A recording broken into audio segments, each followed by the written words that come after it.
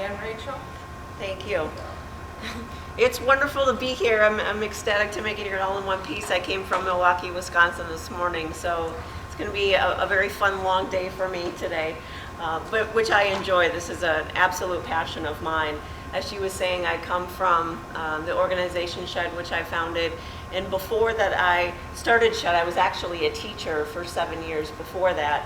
So I have been in the school systems. I've worked in Milwaukee, where I worked at an at-risk school for 4 years. So I did get to work with those that needed the extra attention and the extra love and support through different drug use and gang activity and teen parents, etc. But then while I was teaching and involved in that, this is something I knew that I always wanted to do. As you'll hear a little bit later on about my personal story, that I'm recovering anorexic, bulimic, as well as compulsive exerciser and a binge eater. So I've had all of the full gamut that goes along with that. So doing this type of work has always been a passion of mine since I was very young.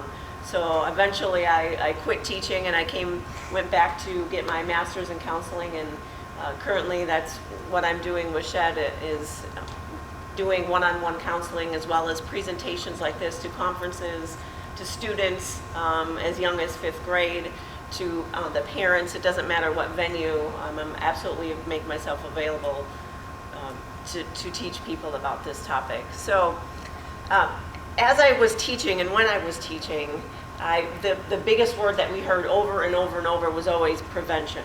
And I know personally when I was teaching, I'm like, not that word again. It just kind of eventually got sickening. But I'm going to say the same thing in regards to eating disorders, but I'm going to make sure that you understand the dire absolute need for it. Prevention for eating disorders. And why I say that is because the statistics and the recovery is so much more challenging, and the statistics of recovery for those with eating disorders is not as positive. 50% of those that get an eating disorder will have it for 7 to 15 years. That's a very long period of time. Personally, I had it 9 years of my life. 25% will, quote unquote, recover, fully recover, and the other 25%, this is the one that gets me the most, 25% of those that have an eating disorder will have it either for life or they will die with it. Again, that's a large and alarming number. And you'll see some more stats later on when we compare it to the different types of addictions out there. Eating disorders definitely are not getting enough attention for what it deserves. And so that's part of what I'm trying to hopefully expose to you and give that knowledge to you, so that you have fire, that when you go back to your schools or your community, that you're more fired up to do more type of prevention on that, doing groups, making sure health teachers are properly educating on it, educating those that do lunchroom supervision, doing groups in your schools, etc. Those type of things are absolutely necessary, and you'll see why as it goes on. It's so important that you guys have a very, very strong voice against it, because as you see up there, the pressures on eating disorders, they are enormous. So you have to have a stronger voice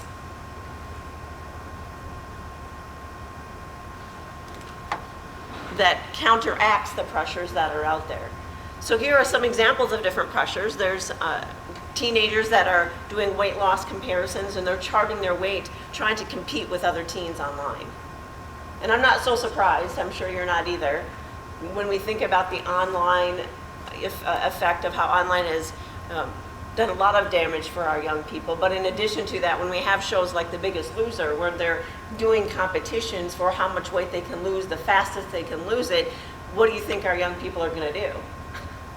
When everyone's celebrating for them and then they get punished for not losing enough, they're naturally going to mimic that. And again, you'll hear more of this later, but it's not just because it's all of media's fault, but it grabs the young people that don't feel like they're valued enough or good enough, etc., that they're using that type of means to try to fill up those needs. So that is one pressure that they get. There's different things called pro-anorexia websites. How many have heard of that? Okay, about half of you, that's good. These are websites that actually promote a person having an eating disorder and keeping an eating disorder. And there's actually 1 to 5, one recovery site to 5 of these pro-anorexia websites out there. And it's alarming. So there's all different things on there, like how to eat as little as possible, how to lie to your parents, how to make yourself feel full when you haven't eaten. There's a picture on there called the 6-pack ribs instead of the 6-pack abs. All these different things to try to motivate and keep a person sick. And there's a creed on there that I want to read to you because it shows the depths of that the eating disorder can go. And this is why I start out saying prevention. Because once the addiction goes, it multiplies on itself, and it's almost like they're in this lost cage. I know that's exactly where I got to, that if I wasn't under 18 and my father didn't purposely take me in, God only knows if I would be standing alive today. My guess is no.